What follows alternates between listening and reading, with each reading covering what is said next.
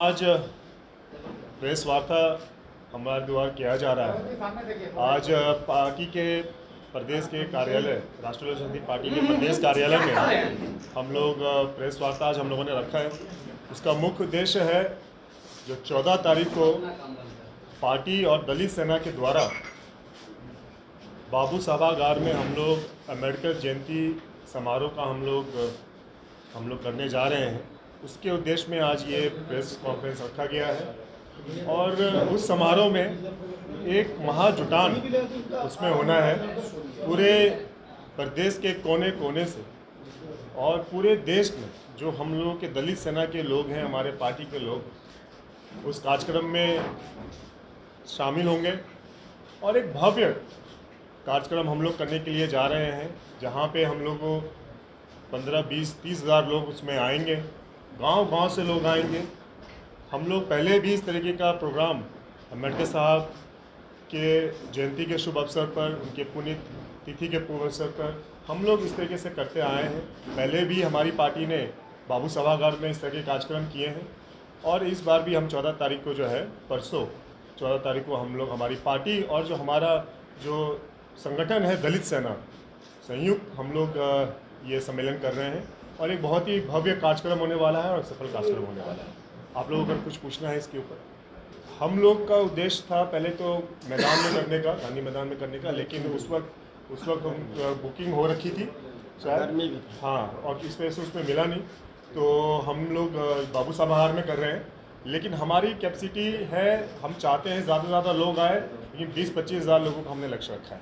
Party से कि और भी हमारे राष्ट्रीय लोक जनशक्ति पार्टी और जो हम लोग का सामाजिक संगठन है दलित सेना, 1983 में इसका गठन हुआ था और हमारे पूर्व केंद्र मंत्री, हमारे पार्टी के जो राष्ट्रीय अध्यक्ष हैं उसके भी राष्ट्रीय अध्यक्ष हैं और दोनों संगठनों का संयुक्त सम्मेलन ही किया जा रहा है।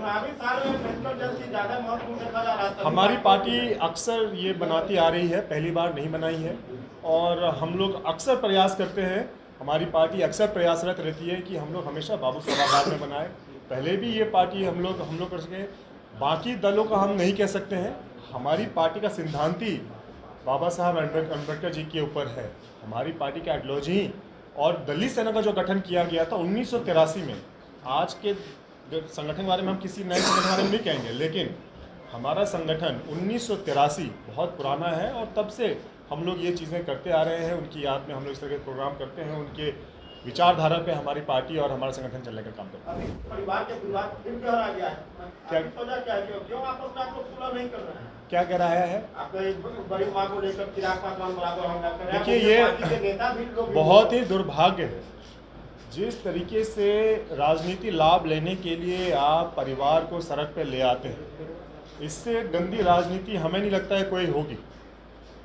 स्वतंत्र हिंदुस्तान में, आज़ाद हिंदुस्तान में, उसके इतिहास में, वर्तमान में और हमें लगता है भविष्य में भी ऐसा घटना कभी देखने को नहीं मिलेगा। जिस तरीके से, किस हिसाब से एक राजनीति लाभ लिया जाए और उसके लिए आप परिवार का बलिदान देते हैं, परिवार को बदनाम करते हैं, परिवार को आप सड़क पर ले आए। जो आपने घटनाक्रम बताया है, बड़ी माँ का, गाँव की बड़ी माँ का जो घटनाक्रम है, बहुत ही शर्मनाक है। उनको बेचारी 80 साल की बुजुर्ग महिला, हमारी बड़ी माँ जो है, गांव में हमेशा रही, अक्सर रही, पूरा हक है उनका, उनको लेके ये लोग राजनीति कर रहे हैं। इससे ज़्यादा कोई नहीं गिर सकता है। हमारी माँ पे तो केस कर दिया इन लोगों ने। चिराग भैया की पार्टी के लोग जाके हमारी माँ पे केस करते हैं। आप इस बात को समझिए। जो वो कंप्लेंट लेके जाते हैं उस पर बड़ी माँ का नकली हस्ताक्षर है, चैलेंज करते हैं, उस हस्ताक्षर को आप वेरीफाई कराइए। वो हमारी बड़ी माँ अनपढ़ है, वो नहीं पढ़ी लिखी है, अंगूठा लगाती हैं। उनका नकली हस्ताक्षर कर यहाँ से पटना से लोग गए हैं, इनके पार्टी के प्रदेश अध्यक्ष गए हैं, इनके जिला अध्यक्ष थे वहाँ पे और सांसद प्रतिनिधि थे, ये सारे के सारे, और पटना से मीडिया लेके गए हैं। आप समझिए इस घटनाक्रम को, पटना से मीडिया लेके गए हैं और वहाँ ले जाकर थाने में जाके कंप्लेंट करते हैं। भाई, घर में कोई विवाद भी होता है। मान लीजिए आपके घर में विवाद हो तो आप क्या करिएगा?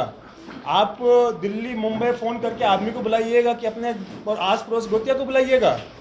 बताइए क्या करिएगा? वजह क्या है? कौन सा सारा गांव और राजनीति का खुला अरे आप वजह पूछ रहे हैं, आप पत्रकार साथी हैं, हंस रहे हैं वजह पूछ के, क्योंकि आपको भी पता है वजह क्या है।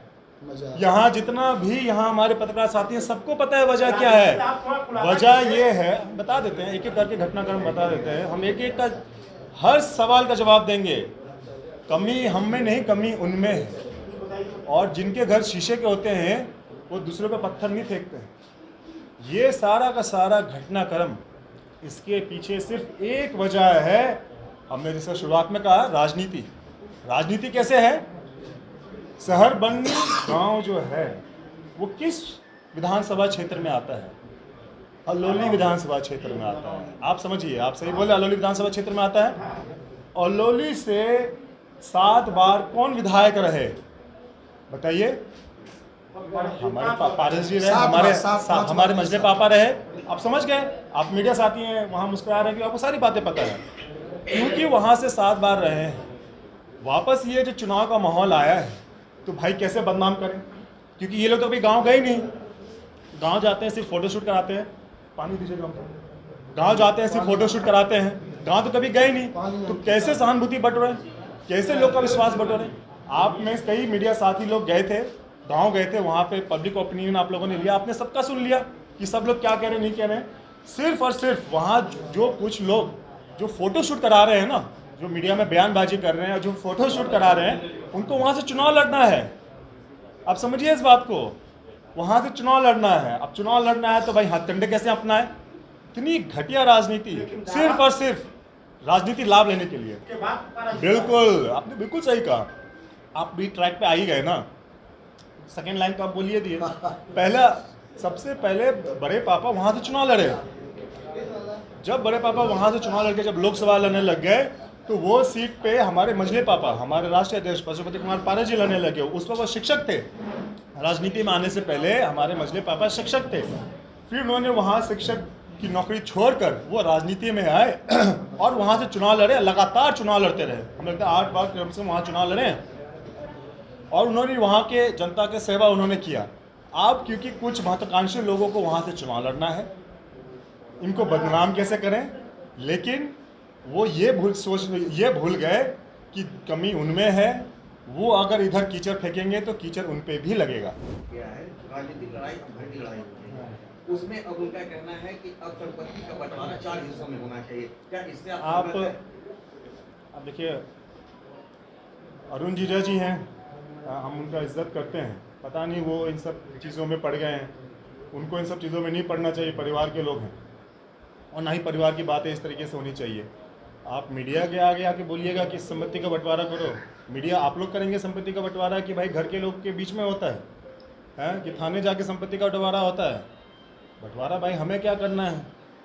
आप जहाँ प्रेस कॉन्फ्रेंस कर रहे हैं, पीछे चिराग भैया का ज़मीन है, जब वो अलग हुए, उन्होंने परिवार को अलग किया और उन्होंने पार्टी को जब तोड़ा तो इस ज़मीन भी उन्होंने अलग कर ली अपनी, पीछे तो ज़मीन अलग कर ली उन्होंने, बंटवारा तो कर लिया।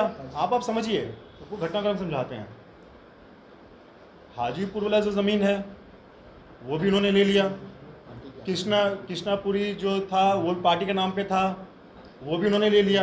जो बड़ी बड़ी चीज़ें थी वो तो उन्होंने ले ली। उसमें क्यों नहीं आया मुद्दा बंटवारा का? उसमें बड़ी माँ को हक क्यों नहीं मिला? उसमें बड़ी माँ को बीच में क्यों नहीं लाया गया? हाँ, अब गांव में जो ज़मीन है, क्योंकि चुनाव लड़ना है वहाँ से, हैं भाई, आप जब ये सब इस चीज़ें बंटवारा करके जब सबका कागज़ वागज़ सब मंगवा लिए, चाबी वाबी सब मंगवा लिए, तो गांव वाला क्यों नहीं किया आप? हैं हम आज आप प्रेस साथी के माध्यम से आज हम कहते हैं बड़ी माँ वहीं रहे। कोई बंटवारा, इतने सालों से बंटवारा नहीं हुआ, हम 80 साल की उम्र में उनको कहेंगे बंटवारा करने के लिए? आप कौन बंटवारे की बात कर रहा है? आप बताइए, हम बंटवारे की बात कर रहे हैं? कौन बंटवारा का बात कर रहा है? हाँ, बंटवारे की बात अरुण जी कर रहे हैं। क्यों? झगड़ा उनमें है। बंटवारे की बात कौन कर रहे हैं? चिराग भैया कर रहे हैं। क्यों? झगड़ा उनमें है। कानून अगर आप समझते हो, अगर आप सिस्टम को अगर सिस्टम, बिल्कुल, किन्होंने कहा? बड़ी माँ ने कहा। अरे बड़ी माँ 80 साल की भोली भाली महिलाएं हैं, आप समझती क्यों नहीं है इस बात को? उनको जो कहा जाता है वो करते हैं। आप जो कहा जाता है वो करते हैं। आप इस बात को समझिए, घटनाक्रम आपको समझाते हैं। आप कह रहे हैं एक प्रॉपर्टी का बंटवारा चार में हो, हम कहते हैं क्यों हो प्रॉपर्टी का बंटवारा? बड़ी माँ सब पढ़िए हैं, क्यों हो बंटवारा? 100% उनका है, वो रहें, और जहां है वहां मान सम्मान के साथ रहें, इज्जत के साथ रहें, ठाट के साथ वहां रहें। और ये लोग राजनीति करते हैं। बड़ी माँ बीमार पड़ गई, उनको सदमा लग गया, अरे तुम दिल्ली क्यों नहीं लेके आए? हेलीकॉप्टर से आप जाके फोटो शूट कराते हैं, लेकिन आप दिल्ली या पटना नहीं लेके आते हैं राज कराने के लिए। और वहां पे इल्जाम लगाया जाता है, कहते हैं कि बड़ी माँ को जान का खतरा है। अरे भाई, बड़ी माँ को जान का खतरा है, आपके पास तो Z+ सिक्योरिटी है, आप दिल्ली पटना में रखिए उन्हें। आपके माता पिता है ना, आपके माता पिता पे अगर जान का खतरा हो तो आप गांव में छोड़े रहेंगे उन्हें, हैं कि खतरा हो ही जाए? अरे भाई, आप सक्षम लोग हैं, अरबपति खरबपति लोग हैं, आपके पास Z+ सिक्योरिटी है। अगर आपकी माँ पे जान का खतरा है तो आप क्या करिएगा? उन्हें गांव में छोड़ कर रखिएगा कि अपने साथ लेके आइएगा कि चलिए माँ आपका इलाज भी कराएंगे, आपकी जान का सुरक्षा भी हम करेंगे? लेकिन नहीं, नौटंकी, नाटक, षड्यंत्र रचना छोड़ रखा है गांव में।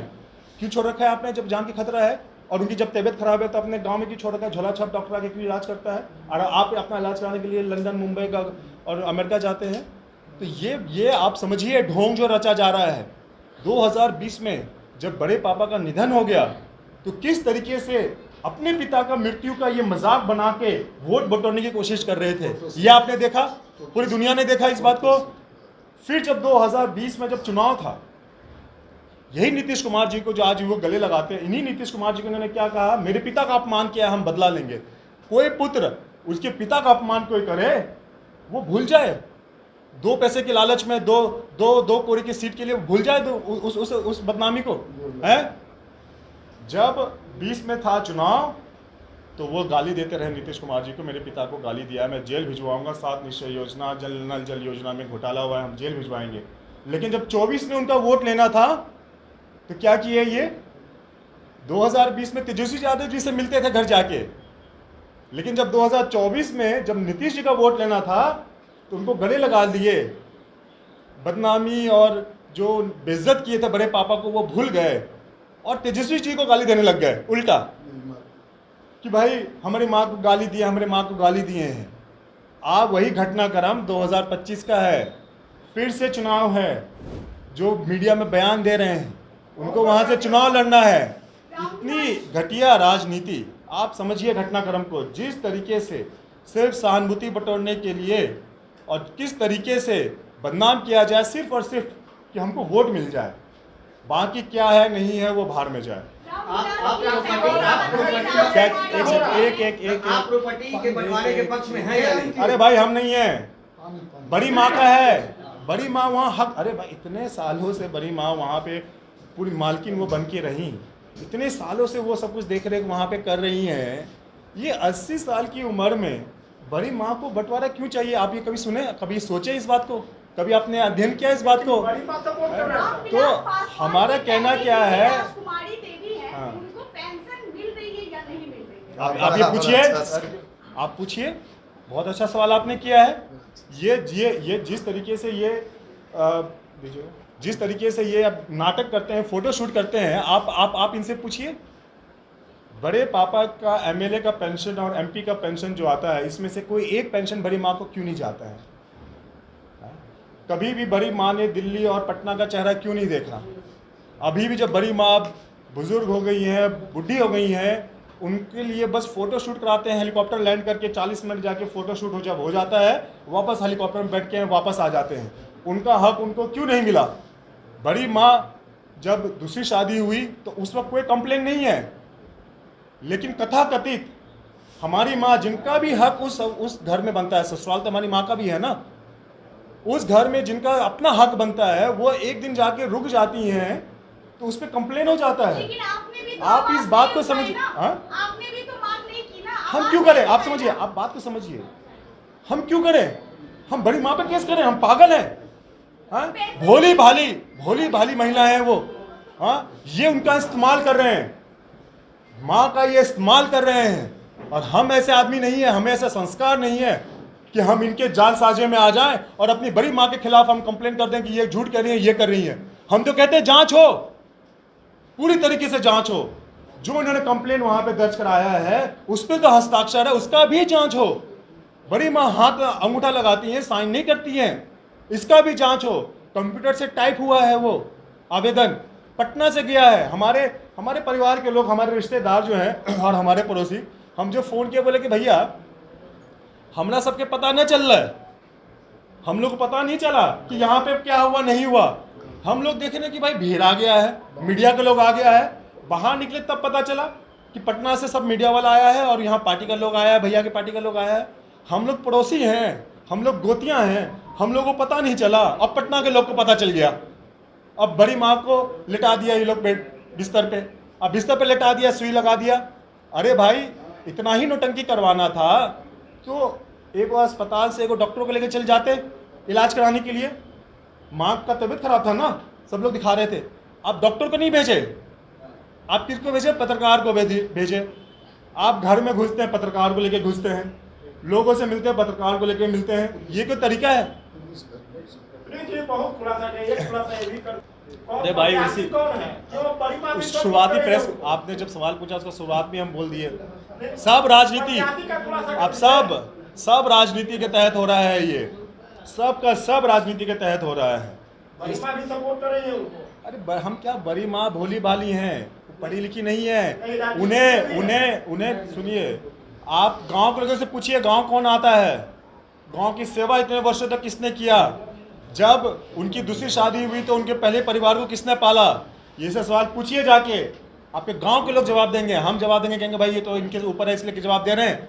आप गांव के लोगों से पूछिए, सारा राजनीति हो रहा है, इतना घटिया राजनीति हो रहा है।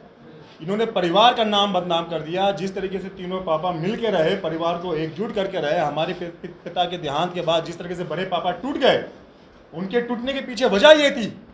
और बड़े पापा के जाने के बाद वो तो 13 दिन भी नहीं हुआ था। आप सब लोग देख रहे थे किस तरीके से उनकी मृत्यु का मजाक बनाया जा रहा था, कैमरा पे सब लोगों ने देखा। तो इसको हमको ज़्यादा प्रमाण देने की ज़रूरत नहीं है। इन लोगों को ये चीज़ समझना चाहिए, कमी इन लोगों में है। ये लोग शांत रहें, नहीं तो खुलासे बहुत हो सकते हैं। आप देखिए हमारे राष्ट्रीय अध्यक्ष जी तो ये बात बोल रहे हैं, अब ये उन पे निर्भर करता है। अब हम लोग प्रोग्राम करने जा रहे हैं जहाँ पे पूरे बिहार और देश से वहाँ पे लोग आएंगे और हमारे राष्ट्रीय अध्यक्ष जी जो निर्णय लेंगे वो उस दिन बताएंगे आपको। क्या प्रिंस राज भी विधानसभा चुनाव लड़ेंगे? जो पार्टी का निर्णय होगा, जो बिहार की जनता का निर्णय होगा, वो प्रिंस राज पासवान करेंगे। उसमें 4 विपक्ष चुनाव होगा, इसको लेकर के भाई हम जनता के लिए हैं, हम जनता की सेवा में हैं, जनता के बीच में हैं और जिला जिला हम लोग घूम रहे हैं।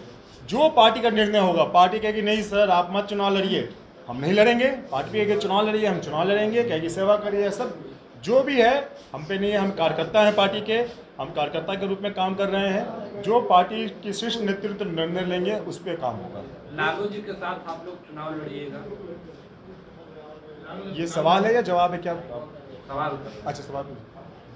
ये उनके साथ चुनाव लड़ना है नहीं लड़ना है ये भविष्य में तय किया जाएगा। हमारे राष्ट्रीय अध्यक्ष जी ने जिस तरीके से बताया कि वो 14 तारीख को उसकी घोषणा करेंगे, औपचारिक घोषणा करेंगे।